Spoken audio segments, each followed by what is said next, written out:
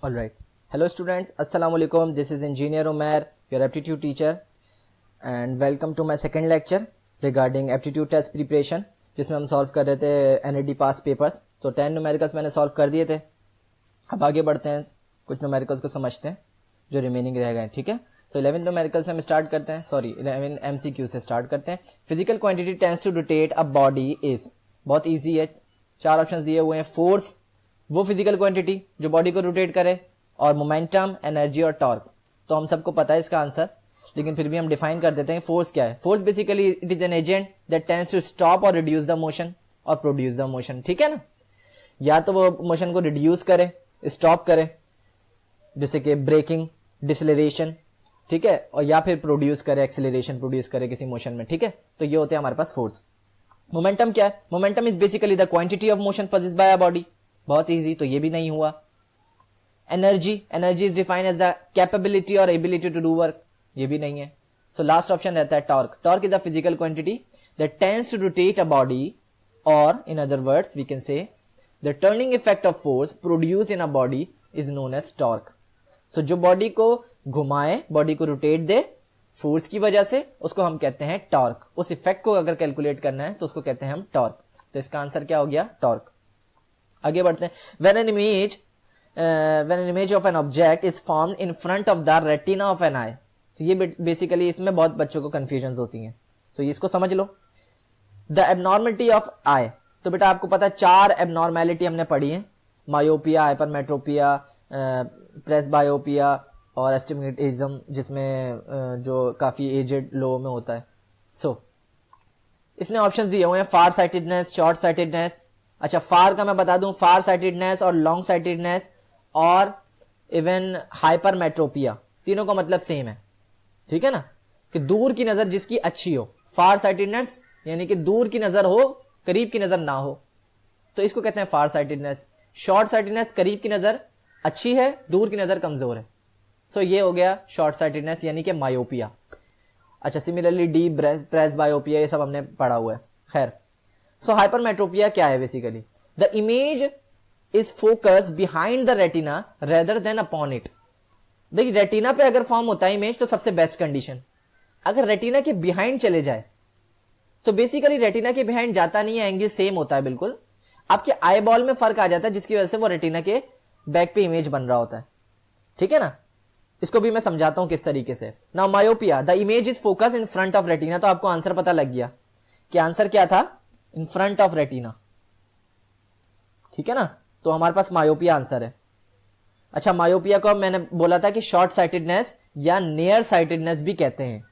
ठीक है, तो याद रखना, myopia, short sightedness, near sightedness, सब चीजें सेम। फार, हाइपरमेट्रोपिया और लॉन्ग साइटेडनेस, ये तीनों सेम।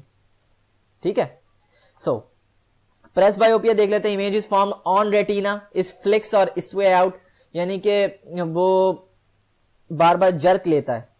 इमेज कभी इस पे फॉर्म होता है, कभी टकराता है, कभी नहीं फॉर्म हो रहा होता, तो ये एक ब्लरी सा इफेक्ट देता है जो काफी एजेड लोगों में होता है। ठीक है, so this defect occurs with ageing, उम्र के हिसाब से होता है।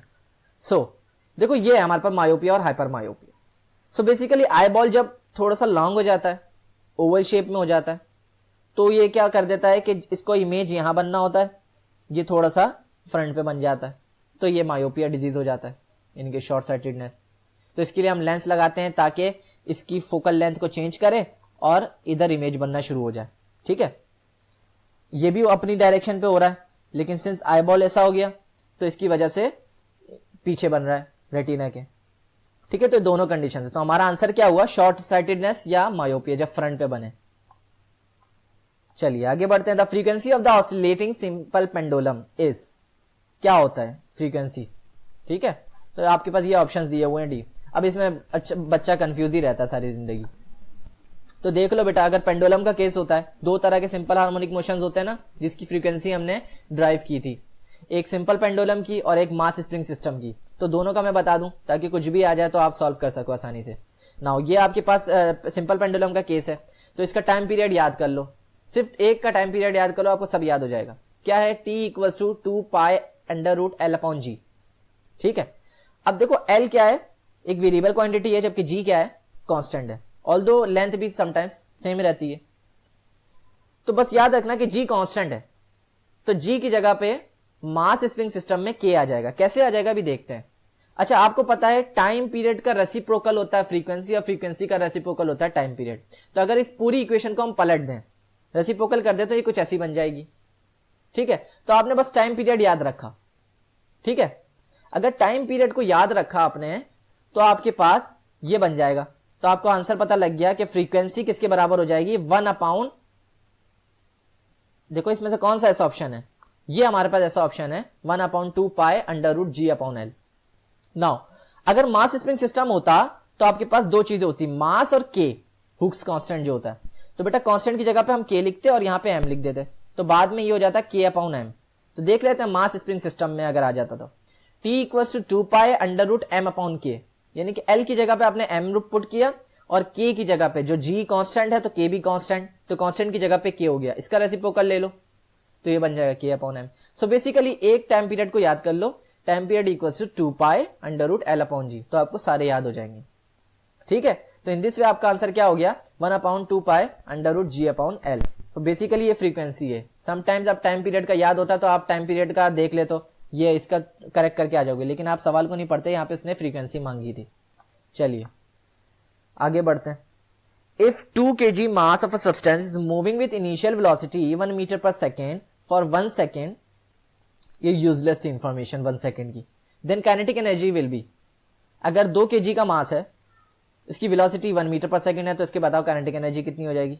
सिंपल है बहुत ज्यादा, काइनेटिक एनर्जी होता है हाफ mv², मास की जगह पे पुट करो 2 kg, वेलोसिटी की जगह पे 1 पुट करोगे, आंसर आएगा 1/2, 2 से 2 cancel, answer will B 1। So 1 joule आपका आंसर। एनर्जी का यूनिट क्या होता है, जूल, तो आंसर हो जाएगा 1 जूल। चलिए नेक्स्ट क्वेश्चन देखते हैं। In stationary wave the distance of 2 adjacent anti nodes. अब यहां पे थोड़ी सी गड़बड़ होती है।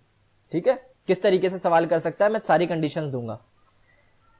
स्टेशनरी वेव आपको पता है दो वेव्स आती हैं अपोजिट डायरेक्शन से, लड़ने के बाद कुछ लूप्स बना रही होती हैं, तो स्टैंडिंग और स्टेशनरी वेव बन जाती है। इसके ऑप्शंस दे दिए उसने हमारे पास 4, तो इसमें से बताओ कि 2 एडजेसेंट एंटी नोड्स, तो उसमें उनका डिस्टेंस क्या होगा। नोड्स का मैं बता दूं, नोड्स क्या होते हैं, जहां पे एम्पलीट्यूड 0, यानी कि जहां ऊंचाई ना हो, तो ये बेसिकली नोडल रीजन है सारे।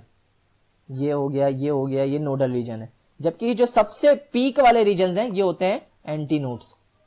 ठीक है, अब 2 एंटी नोड्स के दरमियान का डिस्टेंस कितना है, तो चले थोड़ा सा बड़ा करके देखते हैं। सो ये बेसिकली नोडल रीजन है। अगर वो बोलता है 2 एडजेसेंट नोड्स के दरमियान में, यानी कि ये दोनों बराबर बराबर नोड्स के दरमियान में कितना डिस्टेंस है, तो आपको पता है ये कितना है पूरा, ये हाफ वेव है, ये पूरी वेव होती है लैम्डा, तो इसका सिर्फ ये वाला हिस्सा लोगे तो ये it will be half lambda, तो हम क्या बोल देंगे इसको, λ/2। जबकि एंटी नोड्स में देखो तो यहां पे भी क्या बन जाता है, इस तरीके से डिस्टेंस बन जाएगा, तो ये भी कितना है, अगर आधा हिस्सा ये ले लूं और आधा हिस्सा ये उठाकर इधर लगा दूं तो ये भी हाफ बन जाएगा। ठीक है ना, तो इसके दरमियान में भी हाफ लैम्डा। तो याद रखना कि डिस्टेंस बिटवीन 2 सक्सेसिव और एडजेसेंट नोड्स विल बी λ/2 और एंटी नोड्स विल बी λ/2। सो इसका आंसर λ/2 हुआ। अब सवाल कैसे आ सकता है कि सवाल आएगा the distance between 2 adjacent nodes and anti nodes.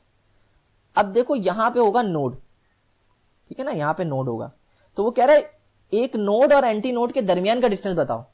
तो बेटा ये कितना हो जाएगा, अगर मैं ये सर्कल ले लूं और ये पूरा लैम्डा है, तो बेटा इसका ये वाले रीजन कितने हो जाएंगे, λ/4। सो यहां से लेकर यहां तक का डिस्टेंस कितना हो जाएगा, λ/4। तो याद रखना the distance between 2 adjacent nodes and anti nodes, तो इट विल बी λ/4। तो आंसर ये होगा। अभी क्या बोला है, 2 एंटी नोड्स या नोड्स के दरमियान का, तो आंसर कितना होगा, λ/2। So the distance between 2 adjacent nodes और anti nodes is half wavelength और λ/2। तो आंसर कितना हो गया, λ/2। Now, Newton corpuscular theory of light depends upon Newton's ring, dispersion, thin film और rectilinear propagation of light। So basically हमने इन तीनों को अलग अलग पढ़ा है और इसमें कोई थ्योरी नहीं लग रही थी हमारी। ठीक है, और अगर लगाएंगे तो इसमें तकरीबन 3 थ्योरीज एक साथ लगेंगी। सो बेसिकली न्यूटन कार्पस्क्यूलर थ्योरी का कंक्लूजन में हमने पढ़ा था कि ये क्या, रेक्टिलिनियर प्रोपगेशन ऑफ लाइट बताता है कि light travels in straight line. यही बताता ना न्यूटन का एक हमारा पोस्टुलेट है कि जिसमें light travels in straight line उसने दिया है, तो वो क्या बताता है, रेक्टिलिनियर प्रोपगेशन ऑफ लाइट। इस तरीके से उसकी एग्जाम्पल थी एक। चलिए now when atom is negatively charge, तो आप क्या बोलोगे? बहुत आसान है, it gains protons, it gains neutrons, gains electrons और इट लूजेस इलेक्ट्रॉन्स। क्या होगा आंसर? सो देख लो, जब एटम पे पॉजिटिव चार्ज आता है तो ये बेसिकली आयन बन जाता है। तो पॉजिटिव चार्ज का मतलब क्या होता है? वो एक बोर्ड लेके चल रहा होता है पॉजिटिव का। पॉजिटिव का मतलब होता है कि ऐड करो मेरे अंदर।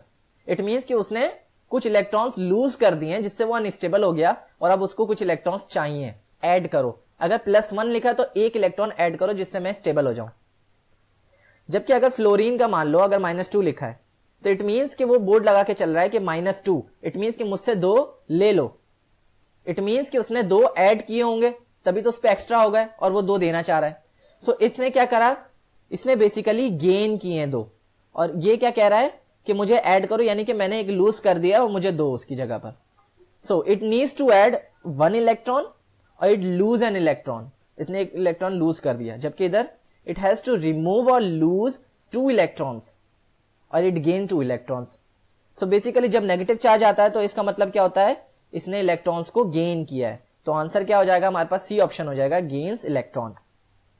चलिए, if PD, PD means potential difference, जिसको हम आम भाषा में क्या बोलते हैं? Voltage. So if potential difference of capacitor is reduced to half, the energy of the capacitor will be, क्या हो जाएगी मुझे बताओ? अगर इसको हाफ कर दूं मैं, पोटेंशियल डिफरेंस को, वोल्टेज को हाफ कर दूं, तो मुझे बताओ क्या होगा? Energy of capacitor will be remain same, becomes twice, reduce to half और बिकम्स 1/4। सो आपको पता है इसका फॉर्मूला क्या होता है? Capacitor energy is equal to half of the capacitance which is C and multiply by voltage का square. ठीक है, तो इसको ऐसे लिख सकते हैं, energy equal to half CV²। अब वो कहता है अगर वोल्टेज कितना हो जाए? हाफ हो जाए। वोल्टेज कितना हो जाए? हाफ हो जाए। तो मैं वोल्टेज की जगह पुट करता हूं हाफ। जब हाफ पुट किया तो मेरे पास यहां पे स्क्वायर लग रहा है। स्क्वायर मिलने के बाद वो क्या बन जाता है? हाफ CV²/4, क्योंकि 2 पे भी स्क्वायर लगा तो 4 बन गया। तो जब मैंने 4 को कॉमन निकाला तो मेरे पास कुछ ऐसा फॉर्मूला बन गया, है ना भाई? और ये फॉर्मूला तो आपको पता है किसका है? E का। तो 1/4 ऑफ एनर्जी का फॉर्मूला बन गया। So it will become 1/4। इस तरीके से हमें पता लग गया कि जब इसको हाफ किया जाए वोल्टेज को तो ये कितना हो जाएगा? 1/4। सिमिलरली अगर इसको हाफ नहीं किया जाए, इसको 1/3 किया जाए, सो इट विल बी 1/9। चलिए, अ 200 वॉट टीवी, ये बड़ा अच्छा सवाल है। ठीक है, ये प्रैक्टिकल लाइफ में भी बहुत आसानी होगी आपको। देखो, अ 200 what TV is used for 20 hours. 20 घंटे तक 200 वॉट की टीवी आपने यूज की for a course of week. पूरे वीक में, सवाल को समझना, पूरे वीक में आपने 20 घंटे चलाया है। If it is use for 4 week continuously, अगर 4 वीक तक इसको इस्तेमाल करते हैं ना, ऐसी 20-20 आवर्स, यानी कि चारों वीक्स मैंने कितना? 80 आवर्स को यूज किया। Then what is the cost of electricity? अगर if rate is 5 rupees per kilowatt hour. Kilowatt hour को यहां समझ लो, किलोवाट आवर क्या होता है? ये बेसिकली एक यूनिट को कहते हैं। किलोवाट आवर का मतलब होता है कि 1 घंटे तक 1000 वॉट चलाया, यानी कि आपने एक आयरन 1000 वॉट की होती है, इसलिए आपने आयरन जो है वो 1 घंटे तक चलाई तो आपके पास एक यूनिट बनता है जिसके 5 रुपए। ठीक है, तो उसने बता दिया कि किलोवाट आवर 1000 वॉट पर घंटा अगर आप इस्तेमाल करते हो तो एक यूनिट बनता है जिसके रुपीस कितने हैं? 5 रुपीस। तो मुझे बताओ कि अगर आप 4 वीक तक ऐसे 200 वॉट 20 घंटे तक इस्तेमाल करोगे तो क्या होगा? तो बहुत आसान है भाई, 200 वॉट आपने कितने घंटे से यूज किया? 20 आवर्स पर वीक, लेकिन एक वीक में। नाउ फिर कितनी कंटिन्यूअसली? 4 वीक्स तक इस्तेमाल किया। सो यहाँ वीक से वीक तो कैंसिल हो गया, तो आपका आंसर क्या आएगा? 16,000 वॉट आवर। जबकि आपको क्या चाहिए? Kilowatt hour. तो आप क्या कर दो? 1000 से डिवाइड कर दो। तो जब 1000 से डिवाइड करोगे तो it will be 16 kilowatt hour, है भाई? इसी तरीके से आएगा। नाउ अब 1 किलोवाट आवर के पैसे हैं 5 रुपए, तो 16 को बोथ साइड मल्टीप्लाई करो, तो 16 किलोवाट आवर के कितने हो जाएंगे? 80 रुपीज। तो इसका आंसर क्या है? 80 रुपीज आपकी कॉस्ट जाएगी इलेक्ट्रिसिटी की अगर आप इस तरीके से इस्तेमाल करते हो। ठीक है, चलो आगे बढ़ते हैं। Now charge enters a uniform magnetic field gains. जब चार्ज किसी यूनिफॉर्म मैग्नेटिक फील्ड में जाता है तो क्या गेन करता है? ये भी आसान है, बाय डेफिनेशन देख लो। तो ये क्या करता है? काइनेटिक एनर्जी गेन करता है। Whenever a charge enters into a magnetic field, force act upon it that tends the charge to move which causes to change in kinetic energy। जब भी कभी कोई चार्ज मैग्नेटिक फील्ड में आता है उस पर एक फोर्स एक्सपीरियंस होती है जिसकी वजह से वो चार्ज मूव कर रहा होता है, और इस मूव मोशन में जो एनर्जी वो चेंज कर रहा होता है उस एनर्जी का नाम है काइनेटिक एनर्जी। तो इसका आंसर क्या है हमारे पास? Kinetic energy. नाउ अब क्या आता है कि example of electromagnetic oscillation is, क्या है इलेक्ट्रोमैग्नेटिक ऑसिलेशन? इलेक्ट्रोमैग्नेटिक ऑसिलेशन में से ये मुझे बताओ कि ये कौन सी एग्जाम्पल है, किसकी एग्जाम्पल है इलेक्ट्रोमैग्नेटिक ऑसिलेशन? तो बेटा इलेक्ट्रोमैग्नेटिक वेव्स कैसी होती हैं? हमें पता है ट्रांसवर्स वेव्स होती हैं। कैसी? जब इनका पार्टिकल कैसा हो, परपेंडिकुलरली मूव करे डायरेक्शन और प्रोपगेशन ऑफ वेव। भाई परपेंडिकुलर करके मूव कर रहा हो डायरेक्शन में, तो ये होती है basically electromagnetic field, sorry electromagnetic waves, जिसको ऑसिलेशन बोला उसने। जब एक वेव कंप्लीट कर ले तो एक ऑसिलेशन बन जाता है। सो ये बेसिकली एक ऑसिलेशन है। तो ये कैसा है हमारे पास? ये हमारे पास मैग्नेटिक है, ये इलेक्ट्रो है। तो ये क्या हो जाएगा हमारे पास? Electromagnetic waves. तो ये वेव्स कैसी हैं? ट्रांसवर्स। तो इनका वेव मोशन कैसा होगा? Transverse wave motion. तो इसका आंसर कितना है, क्या है? Transverse wave motion. जबकि सिंपल हार्मोनिक मोशन और बैक एंड फोर्थ मोशन हम ज्यादातर पार्टिकल में महसूस करते हैं। तो इसलिए सिंस ये वेव है तो इसके लिए सबसे ज्यादा फिजिबल कौन सा मोशन है? Transverse wave motion. आगे बढ़ते हैं। A proton enters towards east. ये बहुत इंपॉर्टेंट क्वेश्चन है और इसको थोड़ा सा गौर से सुनना। इसमें क्या होगा, थोड़ा सा अपना हाथों का इस्तेमाल करो। क्या करोगे कि a proton enters towards east. ये कह रहा है कि ईस्ट में प्रोटॉन एंटर होता है in a magnetic field directing towards downward. Downward magnetic field जा रही है। अब मुझे बताओ फोर्स की डायरेक्शन क्या होगी? नॉर्थ, साउथ, ईस्ट या वेस्ट? सबसे पहले मैं बता देता हूं भाई, ये डायरेक्शंस हैं। नॉर्थ ऊपर, साउथ नीचे, ईस्ट राइट में, जबकि वेस्ट लेफ्ट में। तो इसको याद रखना। अब देखो हमें एक रूल बता दिया है उसने, Fleming rule, left hand rule. Fleming left hand rule क्या बोलता है कि भाई आप लेफ्ट हैंड लो और उसको इस डायरेक्शन में बना दो जैसे आपको नजर आ रही है। तो आप अपने हाथ से बनाकर देखो खुद से, जब तक नहीं बनाओगे नहीं आएगा समझ में। तो और इस तरीके से बनाओ कि सब जगह 90 बने, यहां 90 बने, यहां 90 बने और ये भी 90 बने। चलिए बन गया 90। अब बन गया 90। अब देखो आपका जो थंब है वो बताएगा एफ। एफ मींस फोर्स, जबकि आपकी जो इंडेक्स फिंगर है वो बताएगी मैग्नेटिक फील्ड, और जो आपकी मिडिल फिंगर है दैट विल रिप्रेजेंट करंट। सो ये अब बन गया FBI, federal bureau of investigation, United states, FBI। ठीक है, तो फोर्स, मैग्नेटिक फील्ड और करंट बन गया। अब आपको इसको इस तरीके से रोटेट करना है। वो बोल रहा है इसको हाथ को बना लो पेपर में, और अब क्या करो, इसको ऐसे रोटेट करो कि मैग्नेटिक फील्ड डाउनवर्ड हो जाए, यानी कि बी, ये वाली उंगली जो है वो डाउनवर्ड हो जाए। डाउनवर्ड हो गई, ठीक है, समझ लो अभी हो गई। अब आपने इस हाथ को रोटेट करा और ये नीचे आ गई उंगली, तो ये करंट कैसा हो जाएगा? इस तरीके से हो जाएगा कुछ। और करंट की डायरेक्शन वो बोलता है ईस्ट की तरफ हो, देखो इस डायरेक्शन में। ठीक है जी, तो बताओ फोर्स की डायरेक्शन क्या होगी? ठीक है, तो मैंने हाथ को रोटेट किया और मेरा हाथ ऐसे बना, मान लो स्क्रीन के अंदर जा रहा हूं मैं, तो ये कैसा है? डाउनवर्ड हो गया, और ये हमारे पास ईस्ट हो गया। तो ये करंट था। तो करंट क्यों? क्योंकि प्रोटॉन एक चार्ज है, तो प्रोटॉन चार्ज जिस तरफ भी फ्लो करेगा उसी तरफ करंट फ्लो करेगा, क्योंकि amount of charge per unit time is known as current. लेकिन याद रखना कि अगर यहां पे इलेक्ट्रॉन होता, अगर इधर प्रोटॉन की जगह इलेक्ट्रॉन होता तो करंट की डायरेक्शन अपोजिट हो जाती।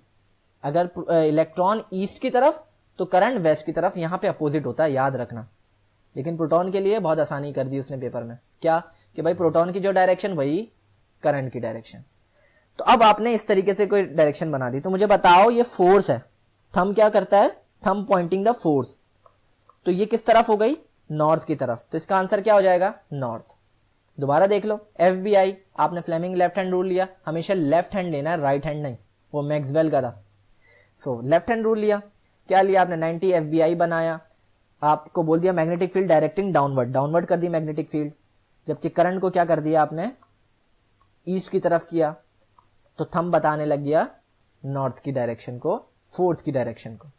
ठीक है, now at the end of the Carnot cycle internal energy of the system will become either increase, decrease, remain same और none of these। none of these को छोड़ दो, इनमें से कुछ ना कुछ तो हो गए ना। या तो सेम रहेगा, इंक्रीज होगा, डिक्रीज होगा। खैर, तो क्या होगा, आपको पता है internal energy of the gas is same at the end of the cycle as it was at the beginning. Internal energy same रहती है, तभी तो कार्नोट साइकिल आइडियल है, जबकि ऐसा नहीं होता, एनर्जी सेम नहीं रहती, कुछ ना कुछ हीट की सूरत में डेसिपेट होती है। लेकिन वो कहता है कि भाई कार्नोट साइकिल है सिंस आइडियल साइकिल है, तो कैसा होगा, इंटरनल एनर्जी सेम होगी, तो आंसर सेम हो गया। अच्छा, और भी सवाल कर सकता था इसमें, ये कर सकता था कि भाई अ कार्नोट साइकिल हमें पता है कि basically it is defined to be a reversible cycle, ये रिवर्सिबल साइकिल है, जबकि आमतौर पर कोई भी साइकिल रिवर्सिबल नहीं होती, और रिवर्सिबल बहुत थोड़े रेशियो में होती है। इन अ रिवर्सिबल प्रोसेस, याद रखना, entropy of the system, entropy क्या, सिस्टम में बिगाड़, the disorderness of the system, so entropy of the system remains unchanged. ठीक है, तो एंट्रोपी अगर आ जाए कि entropy of the system increase, decrease और रिमेन्स सेम, तो याद रखना कि रिमेन्स सेम। ठीक है, एंट्रोपी के लिए भी और इंटरनल एनर्जी सेम रहेगी। चलिए, first law of thermodynamics equivalent to law of conservation of what, mass, energy, momentum, temperature, force, क्या है, तो बेटा एनर्जी। ठीक है, law of conservation of momentum, first law of thermodynamics, हमने उसकी स्टेटमेंट पढ़ी थी, सेम थी, क्या थी भाई, the first law of thermodynamics is also known as law of conservation of energy. Why, because it states that energy can neither be created nor be destroyed, बचपन से पढ़ते हुए आ रहे हैं, but it can transfer from one form to another form. So first law of thermodynamics भी किसको defend करता है, एनर्जी वाली law of conservation of energy को। तो इसका आंसर क्या हो गया, energy. Now one completion of periodic motion is oscillation. अगर पीरियोडिक मोशन, एक पीरियोडिक मोशन कंप्लीट होता है मान लो, तो मुझे बताओ कि ये ऑसिलेशन कहलाएगी, सिंपल हार्मोनिक कहलाएगी, रेवोल्यूशन, या ऑल ऑफ दीज। ठीक है, तो आप मुझे बताओ। तो देखो, सिंपल हार्मोनिक मोशन को छोड़ दो अभी, ठीक है, ऑसिलेशन और रेवोल्यूशन, आपको पता है ऑसिलेशन रेवोल्यूशन एक ही चीज है, तकरीबन एक ही चीज है इसकी टर्म में। क्यों, क्योंकि one complete cycle, one rotation, one revolution, one vibration और वन ऑसिलेशन, ठीक है, can be express as a periodic motion. तो हम इसको बोलेंगे एक पीरियोडिक मोशन कंप्लीट हो गया। सो आपने जब रेवोल्यूशन और ऑसिलेशन को सेम मान लिया, तो इसका मतलब दो ऑप्शंस हो गए, तो दो ऑप्शंस को करेक्ट करने वाला कोई नहीं, तो ऑल ऑफ द अबव। सो मान लो बेटा तमाम सिंपल हार्मोनिक मोशन, ऑसिलेशन और रेवोल्यूशन, ये तीनों चीजें एक ही तरीके से हो सकती हैं, तो इनको पीरियोडिक मोशन हम कह सकते हैं। तो एक कंप्लीट हमारे पास सर्कल ये बनाएंगी, ठीक है, जबकि साइकिल भी ऐसी होती है जिसको हम रोटेशन पर मिनट बोलते हैं, समटाइम्स यहीं पे रेवोल्यूशन पर मिनट चल रहा होता है। सो बेसिकली क्या होती है, साइकिल्स। ठीक है, तो इसका आंसर क्या हो गया हमारे पास, all of the above. Now 25 and the last MCQ is 100 cc। 100 cc means cubic centimetre. ठीक है, 100 cc of an ideal gas is heated from 27 degree to 327 degree centigrade. What will be the final volume. Initial volume दे रखा है कितना, 100, final volume बता दो। ठीक है, तो किस तरीके से सॉल्व करोगे, 100 है, 200 है, 300 है और 700 है। तो देखो, इसको इनिशियल फाइनल नहीं रखो, इसको ऐसा कर लो 1 और 2, पहला मॉलिक्यूल दूसरा मॉलिक्यूल, ठीक है ना, इसको ऐसे कर लो, बहुत आसान हो जाएगा। तो यहां पे देख लो P1 V1 upon T1, P2 V2 upon T2, ये हमने आइडियल गैस से निकाला था। तो जब किसी नंबर ऑफ मॉलिक्यूल्स का आपने निकालना हो तो इस तरीके से आप निकाल सकते हो, एक मॉलिक्यूल को पकड़ लो, दूसरे को पकड़ लो, तो इस तरीके से सॉल्व कर सकते हो। लेकिन अभी यहाँ प्रेशर की बात नहीं है, तो हम चार्ल्स लॉ को ले लेते हैं। तो चार्ल्स लॉ क्या बोलता है, V1 upon T1 equal to V2 upon T2।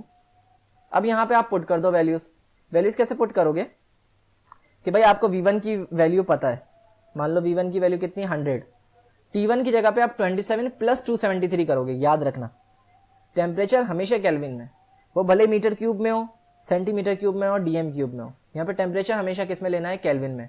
Kelvin में कन्वर्ट किया तो 273, T2 टेम्परेचर सेकंड क्या हो गया हमारे पास, 327, और V2 हम निकाल सकते हैं आसानी से। तो कैसे निकालेंगे भाई, या तो क्रॉस मल्टीप्लाई करो या डायरेक्ट कैलकुलेटर में डालो।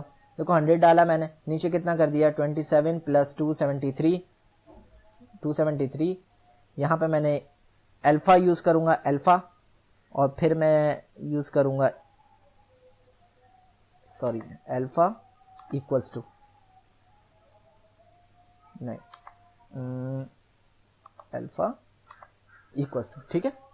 अब अगेन मैं यहाँ पे रख देता हूँ, दोबारा अल्फा दबाऊंगा, V1 को मान लेता हूँ x, नीचे आता हूँ, यहाँ पे वैल्यू डाल देता हूँ 327 प्लस 273। नाउ अब क्या करूंगा, शिफ्ट सॉल्व इक्वल टू दबाऊंगा, answer will be 200। So 200 cc मतलब के 200 क्यूबिक सेंटीमीटर। तो हमारा आंसर क्या हो गया, 200 cubic centimetre. So I hope कि आप लोगों को ये लेक्चर पसंद आया होगा। इसकी प्रैक्टिस करो और कोशिश करो कि जो भी न्यूमेरिकल हो ना, और जो भी कोई एमसीक्यू हो मुझसे पूछ लो, कोई ऐसा मसला नहीं है, इसको खुद से सॉल्व किया करो। पहले जब मैं स्क्रीन पे दिखाऊं उससे पहले ही इसका आंसर बता दो, ठीक है। सो गुड लक, अल्लाह हाफिज।